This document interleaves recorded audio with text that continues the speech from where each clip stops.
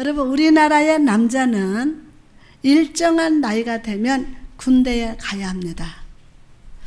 그리고 신병훈련소에서 6주간의 훈련을 통해서 군인이 된다는 것이 무엇인지를 깨닫고, 그렇죠? 그 6주간의 훈련을 통해서 군인이 된다는 것이 무엇인지 깨닫고 상관에게 복종하고 임무를 맡고 완수하는 것이 무엇인지를 배우게 됩니다. 무엇보다 군대 생활을 통해서 충성이라는 것이 무엇인지를 깨닫게 됩니다. 사나이로 태어나서 할 일도 많건만, 그래서 충성이라 충성 하면은 무엇인지를 깨닫게 됩니다. 이처럼 야고보는 야고보서를 말씀을 통해서 하나님 앞에서 믿음과 행동이 일치되는 충성스러운 성도가 어떤 사람인지를 우리에게 가르쳐 줍니다.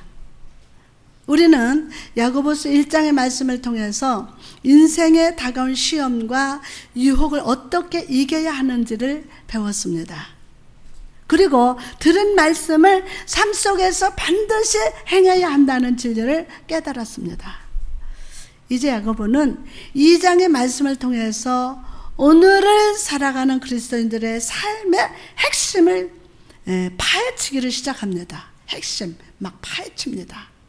그리고 날카로운 지적과 교훈의 말씀을 통해서 우리를 세상에 동조하고 사단의 유혹에 넘어지는 연약한 자가 아니라, 세상에 동조하고 사단의 유혹에 넘어지는 연약한 자가 아니라 하나님 앞에 믿음으로 서서 충성하는 전사가 되도록 인도해 줍니다. 특별히 오늘 본문 말씀을 통해서 야고보는 교회 안에 존재하는 차별과 편견에 대해서 경고하고 있습니다.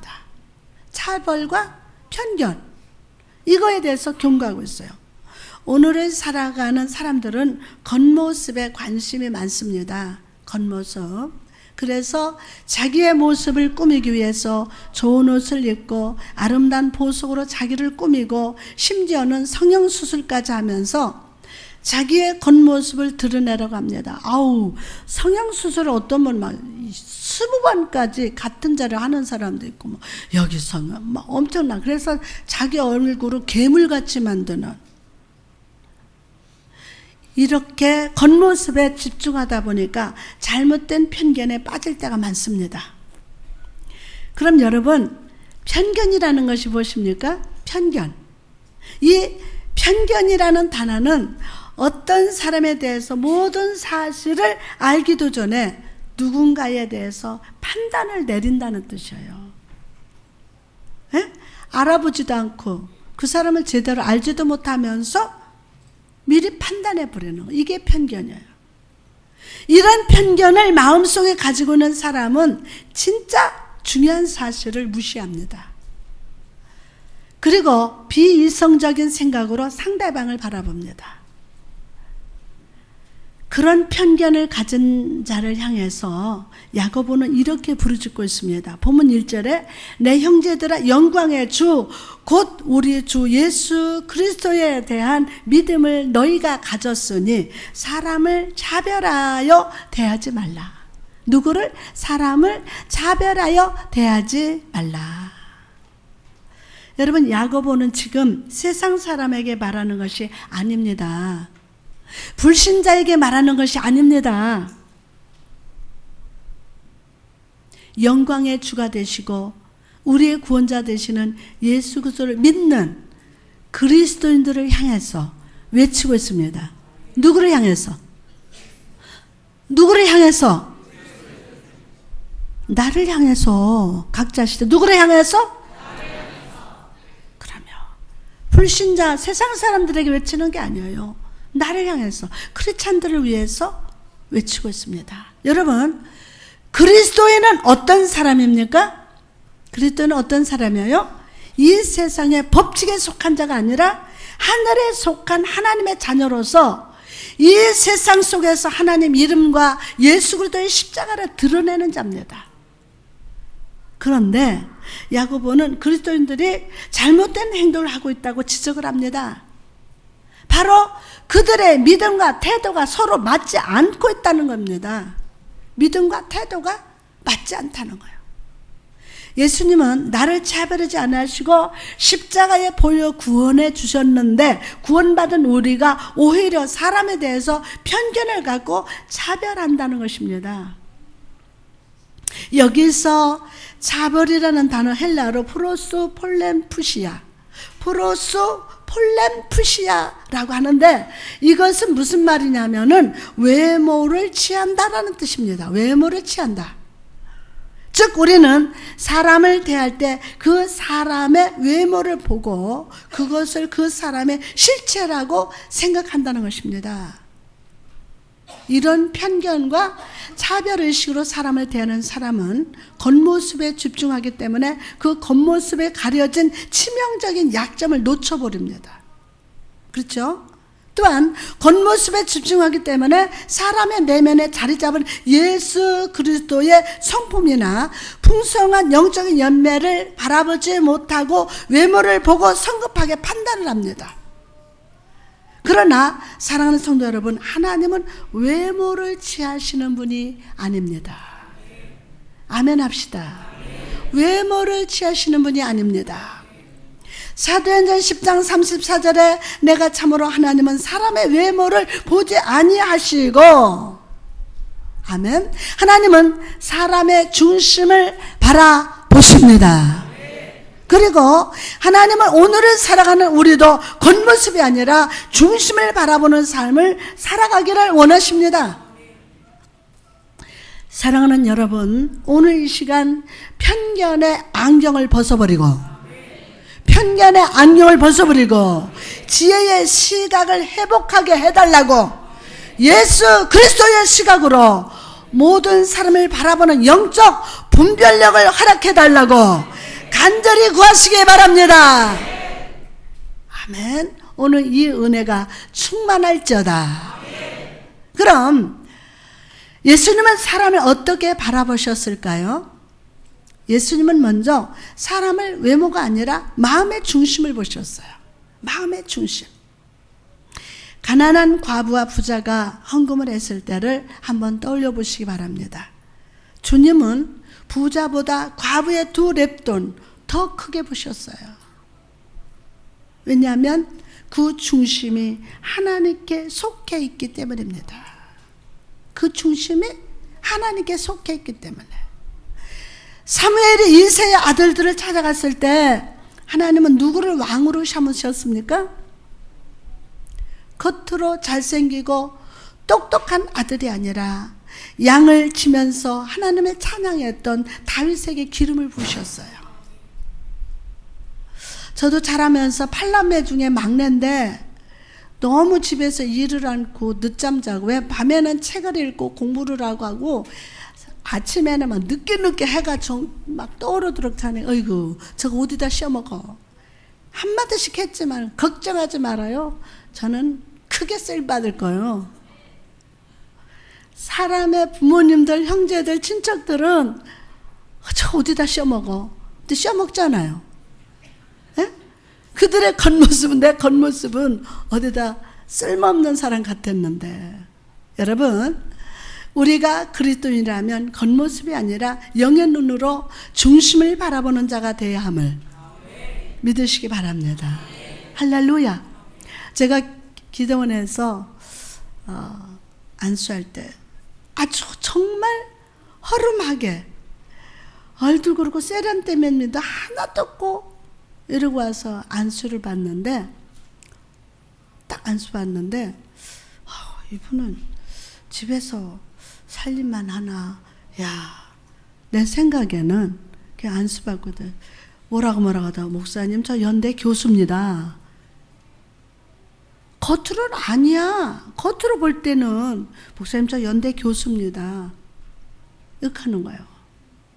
여러분, 함부로 여러분 겉모습 보고 우리가 판단해서는 안 돼요. 진짜로. 오늘 중심을 바라보면 영안이 회복될지어다. 또한 예수님은 현재가 아니라 미래를 바라보십니다. 현재가 아니라. 내 자녀도 내 겉으로 이렇게 볼 때는 아우 저거 어디다 씌워먹어? 근데 하나님은 그 아이의 현재가 아니라 미래를 보십니다. 가능성을 보셔요. 미래에 어떻게 될 그걸 아버지가 다 아시거든요. 여러분 베드로를 보십시오. 그는 무식한 어부의 출신이었습니다. 다혈질의 실수도 참 많았어요. 예수님이 잡혀가셨을 때도 주님을 3번이나 어떻게 했습니까? 부인했습니다.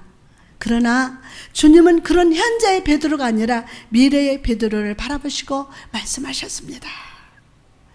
마태복음 16장 18절 너는 베드로라 내가 이 반석 위에 내 교회를 세우리니 음부의 권세가 이기지 못하리라. 아멘.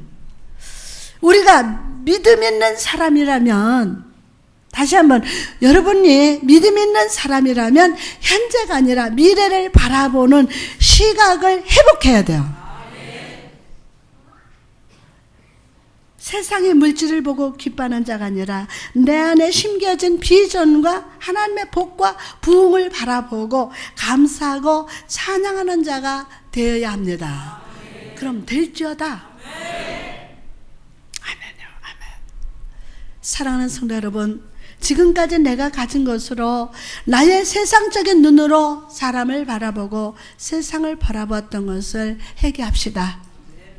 그리고 우리 모두는 예수 그리스도 안에서 천국을 상속받은 자녀임을 깨닫고, 아멘. 천국을 상속받은 자녀임을 깨닫고 하나님의 자녀된 거 생각할 때에 할렐루야 찬송이 저절로 나네. 하나님의 상속받은 천국을 상속받은 자녀임을 오늘 다시 한번 깨닫고 주의 사랑으로 서로를 높이면서 섬기는 성도 여러분 되시기를 주님의 이름으로 축복합니다. 자, 계속해서 야고보는 겉모습에 집중하고 편견으로 사람을 대하는 것이 얼마나 어리석은 것인지를 한 가지 예화를 통해서 가르쳐 줍니다. 야고보의 예화 속에서 우리는 두 남자를 만납니다. 이 사람은 똑같이 해당, 오늘날로 말하면 교회에서 찾아갔습니다. 교회 찾아갔어요. 한 사람은 화려한 귀금속과 고금스러운 의복을 입고 있었습니다. 고대 중동 사회에서 부자나 이 귀족은요, 비단의 보석이 박힌 의상을 입는 것이 관리했습니다. 이런 의상을 입음으로 자기 자신의 강한 힘과 권력과 영향력을 가진 사람임을 드러내라고 했습니다. 그런데 사실 이런 부자가 교회에 왔다는 사실은 이 당시 사람들에겐 어색한 모습이었습니다. 왜냐하면 야고보가 살던 당시의 부자들은 자기 힘과 권력을 사용해서 그리스도인들을 핍박하고 고소하는 일에 앞장서는 자들이었기 때문입니다. 야고보는 이 사실을 알면서도 부자를 자기의 예화 속에 의도적으로 등장시키고 있었어요. 또 한 사람이 들어옵니다. 이 사람은 아주 지저분한 옷을 입었습니다. 바짝 마른 몸이 더러웠습니다. 보석도 없었고 비단 옷도 아니었습니다. 힘도 권력도 어떤 영향력도 없었습니다. 이렇게 두 사람이 회당에 들어왔을 때 교회 안에 있던 안내인은 어떻게 반응했을까요? 이 사람은 부자가 입은 비단옷과 보석의 그 시선과 마음을 뺏겼습니다. 본문 3절에 너희가 아름다운 옷을 입은 자를 눈여겨보고 말하되 여기 좋은 자리에 앉으소서 하고, 여기서 좋은 자리에 앉으라고 했는데 그럼 좋은 자리는 어디일까요? 이 당시 해당의 구조를 살펴보면 강단은 해당의 중앙에 있었습니다. 그리고 성경 두루마리를 넣어둔 성계는 해당의 맨 앞쪽에 있었다고 합니다. 그리고 해당의 기둥을 따라서 양옆으로 남자들이 앉아 있습니다. 그리고 해당의 발코니 쪽에는 어린아이와 여자들이 앉았다고 합니다. 그런데 이 수많은 자리 중에 가장 좋은 자리는 바로 해당 중앙에 있는 강대상 바로 앞자리라고 합니다. 해당 안내인은 부자의 겉모습만 바라보고 편견을 가진 나머지 그를 강당상 바로 앞자리로 안내했다는 겁니다. 그럼 부자를 따라 들어온 가난하고 더러운 옷을 입은 사람은 어디에 앉았을까요? 그는 자리에 앉지도 못하고 문전박대를 당했습니다. 본문 3절에 또 가난한 자에게 말하되 너는 거기 서 있든지 발등상 아래 앉으라 하면, 여기서 내 발등상 아래 앉으라고 했는데 이것은 요즘 말로 말하면 저리 비켜, 저리 꺼져버려, 애들 그러죠. 저리 꺼져버려 라는 말과 같다는 겁니다. 주의 은혜를 사모해서 두 영혼의 해당을 찾아왔는데 한 사람은 환영하고 한 사람을 멸시하는 상황이 벌어진 겁니다. 여러분, 야고보는 이 예화를 통해서 우리에게 외칩니다. 교회 안에서 부자를 가장 좋은 자리로 인도했던 그 사람, 겉모습을 바라보고 편견을 가지고 차별했던 그 사람, 바로 당신이다. 바로 당신이다. 사랑하는 성도 여러분, 오늘 여러분은 교회 안에서 성도들을 대할 때 어떻게 대하고 있습니까? 여러분의 세상 속에서 얼마나 인정받고 힘이 있고 영향력이 있다 할지라도 교회 안에서만큼은, 어디 안에서만큼은? 교회 안에서만큼은 서로 차별해서는 안 됩니다. 외모를 취해서는 안 됩니다. 겉모습의 화려함만을 봐서도 안 됩니다. 하나님 아버지께서 나를 바라보실 때 중심을 바라보시고 사랑하신 것처럼 우리도 지혜의 영을 받아, 다시 한번, 우리도 지혜의 영을 받아 중심을 바라보고 영혼을 사랑하는 삶을 살아야 될 줄 믿습니다. 그러면 계속해서 야고보는 2장 5절에서 11절 말씀을 통해서 왜 편견과 차별이 그리스도인에게 맞지 않는지를, 그 논리적인 이유를 설명합니다. 야고보는 크게 세 가지 이유를 말씀합니다. 첫째로 신학적인 이유입니다. 본문 5절에 보니까 내 사랑하는 형제들아 들을지어다. 하나님의 세상에서 가난한 자를 택하사 믿음에 부유하게 하시고 또 자기를 사랑하는 자들에게 약속하신 나라를 상속으로 받게 하지 아니하셨느냐? 아멘. 자, 하나님은 우리 중 그 누구도 차별하지 않으십니다. 그러므로 자녀된 우리도 다른 사람을 차별해서는 안 된다는 거예요. 옆 사람한테 우리 다른 사람 차별하지 맙시다. 아멘. 자, 두 번째로 논리적인 이유입니다. 논리적인 이유. 야고보는 앞에 예화를 통해서 한 부자를 우리에게 보여주었습니다. 예화 속에서 다 해당의 안내인은 그 부자의 화려한 겉모습에 집중했지만 사실 속으로 이 부자는 그리스도인들을 핍박하고 예수 그리스도의 이름을 더럽히는데 앞장섰던 사람이었습니다. 반면에 가난한 사람은 비록 아무 힘도 없고 옷도 더러웠지만 그 마음속에 주를 사랑하는 마음이 가득했어요. 세상 사람들이, 교인들이 볼 때는 아주 초라했지만 그 중심 마음속에는 주를 사랑하는 마음이 가득했어요. 교회 안에서, 교회 밖에서 그는 아무런 해도 끼치지 않았습니다.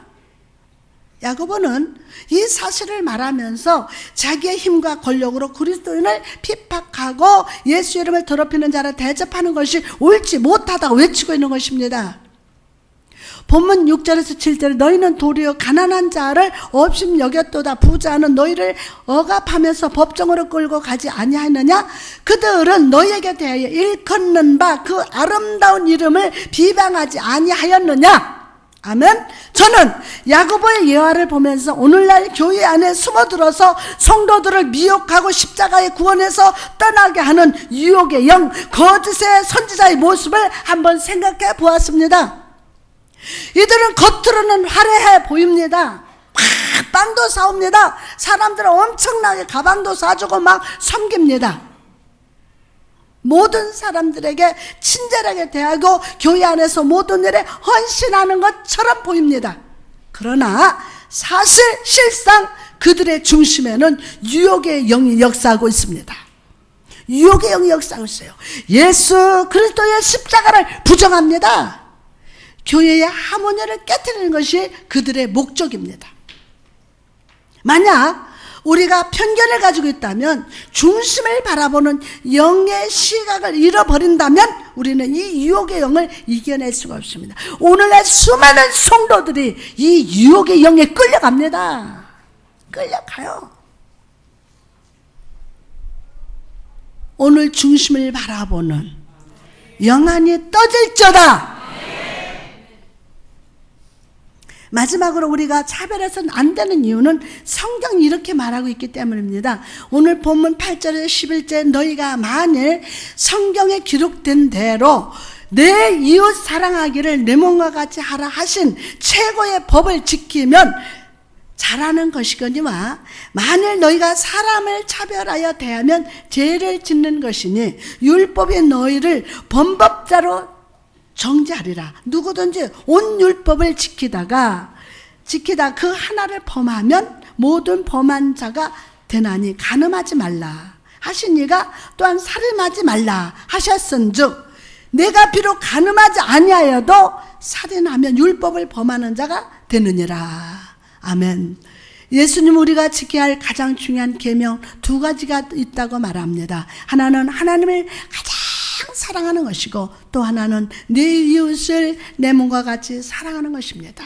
자, 두 가지. 하나는 뭐요? 하나님을 가장 많이 사랑하는 거고, 또 하나는 내 이웃을 내 몸과 같이 사랑하는 것입니다.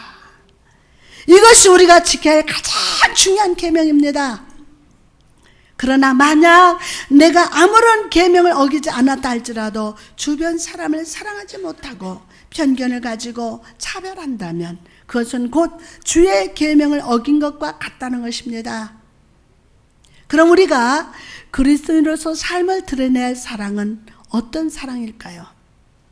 고린도전서 13장 4절에 사랑은 오래 참고 사랑은 온유하며 시기하지 아니하며 사랑은 자랑하지 아니하며 교만하지 아니하며. 여기서 사랑은 오래 참고의 원문을 보면 사랑은 참을성 있게 기다립니다. 사랑은 참을성 있게 기다립니다 라는 뜻입니다. 하나님이 우리의 죄의 모습이 아니라 가능성을 바라봐 주시는 것처럼 우리도 현재의 모습이 아니라 미래의 가능성을 바라보고 이웃을 사랑해야 한다는 것입니다. 또한 온유하며 라는 말은 친절하다 라는 뜻입니다. 즉 사랑은 친절을 베푸는 것입니다.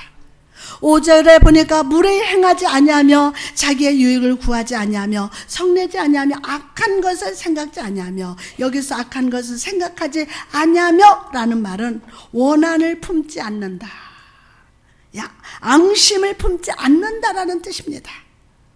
많은 사람들이 교회를 다니면서도 자기의 마음의 일기장에 다른 사람이 나에게 상처를 준 것을 적어둡니다. 계속 생각합니다. 그러나 바울은 그것은 사랑이 아니라고 말씀합니다. 6절에 불의를 기뻐하지 아니하며 진리와 함께 기뻐하고, 다른 사람이 잘 안 되거나 시험당하고 고난당하는 것을 보고 속으로 저렇게 당해뒀어 라고 말하면서 속으로 기뻐하는 사람들이 있습니다. 바울은 우리가 그리스도의 사랑을 가진 자라면 이런 행동을 해서는 안 된다고 권면합니다. 7절에 모든 것을 참으며 모든 것을 믿으며 모든 것을 바라며 모든 것을 견디느니라.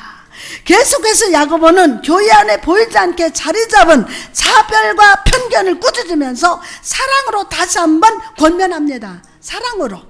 본문 12절에서 13절, 너희는 자유의 율법대로 심판을 받은 자처럼 말도 하고 행하기도 하라. 긍휼을 행하지 아니하는 자에게는 긍휼 없는 심판이 있으리라. 긍휼은 심판을 이기고 자랑하느니라. 여러분, 이 말이 무슨 뜻입니까? 내 삶의 판단 기준, 내 생각, 내 경험, 내 지식에 두지 말고 우리 죄에서 자유케 하신 말씀에 두는 삶을 살아라. 내 생각, 내 경험, 내 지식에 두지 말고 우리를 죄에서 자유케 하신 말씀에 두는 삶을 살아라. 내 이웃을 내 몸과 같이 사랑하라. 예수님의 명령에 동의하고, 우리 아멘 합시다. 예수님 명령에 동의하고 편견 없이 차별 없이 모든 사람을 사랑과 긍휼로 대하는 삶을 살아가시기를 주님의 이름으로 축복합니다. 할렐루야. 마태복음 5장 보니까 예수님께서 긍휼히 여기는 자에게 어떤 복이 있는지를 말씀하시는 모습이 나옵니다. 마태복음 5장 7절에 긍휼히 여기는 자는 복이 있나니 그들이 긍휼히 여김을 받을 것이며, 주님은 긍휼히 여김을 받는 사람이 아니라 다른 사람을 긍휼히 여겨주는 사람이 복 있다고 합니다. 그럼 긍휼이 무엇입니까? 우리가 하나님을 사랑하면 예배와 감사와 찬양을 드립니다. 하나님을 사랑한다 하면서 예배가 없고 감사가 없고 찬양이 없다면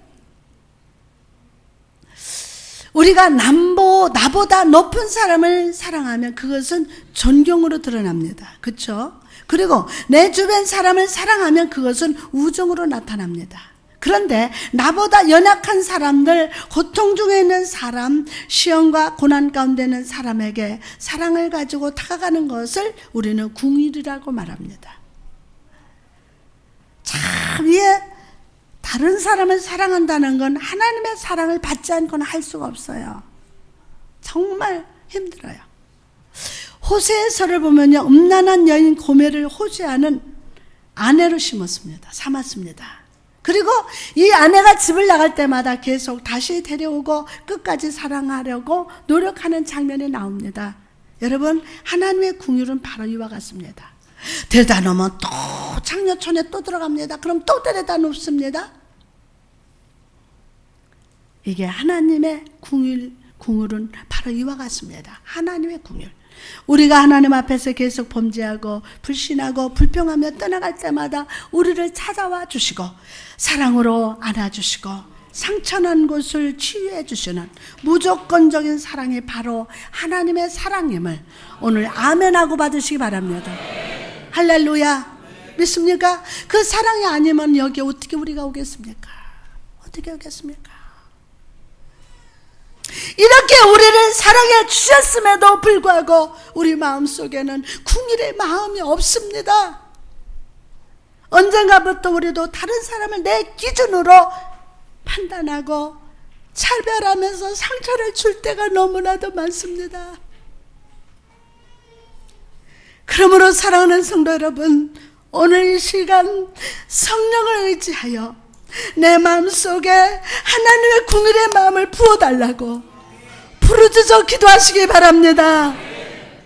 그리고 오늘 내가 얼마나 하나님께 사랑을 받고 긍휼히 여김을 받았는지를 묵상하시기 바랍니다.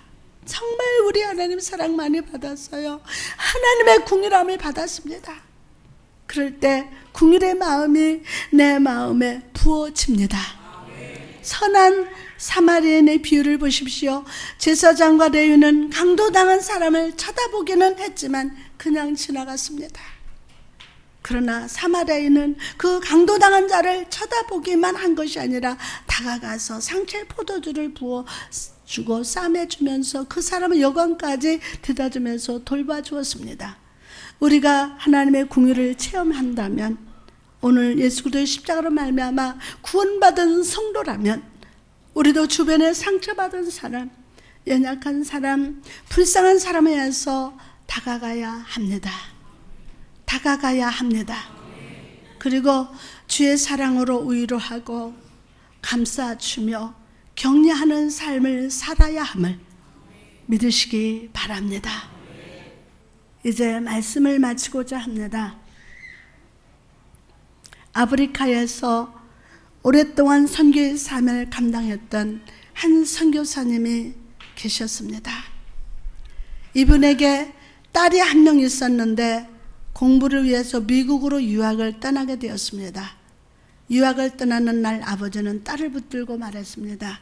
딸아, 너가 공부를 하다가 결혼할 사람을 만나게 되면 누구라도 아빠는 찬성이다. 하지만 흑인은 안 된다.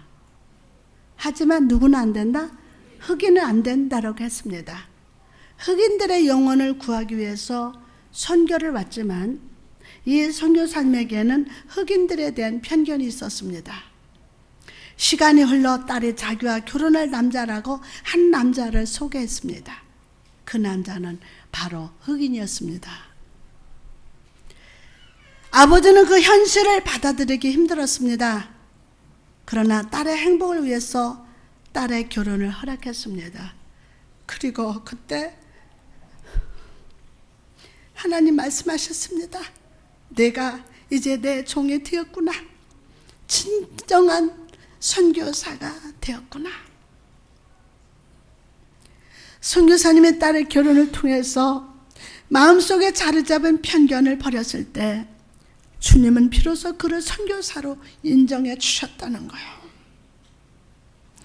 사랑하는 성도 여러분, 예수 그리스도의 십자가로 구원받은 여러분은 오늘 주변 사람들을 어떻게 대하고 있습니까?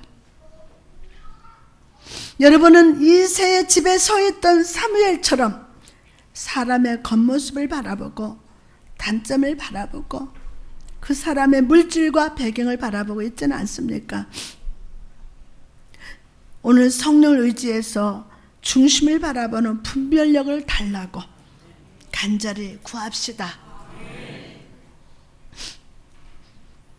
하나님을 가장 사랑하고 여러분 주변에 성도들 내 몸과 같이 사랑합시다. 왜 그렇습니까? 여러분은 십자가의 사랑, 예수님의 사랑, 하나님의 사랑을 받은 자입니다. 아멘. 그걸 인식해야 돼요. 난 하나님 사랑 받은 자다.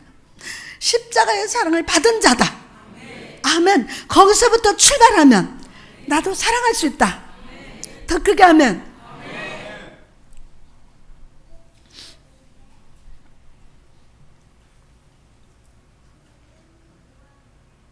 고린도전서 13장 4절에 사랑을 오래 참고 사랑은 온유하며 시기하지 아니하며 사랑은 자랑하지 아니하며 교만하지 아니하며 또한 하나님께서 아멘.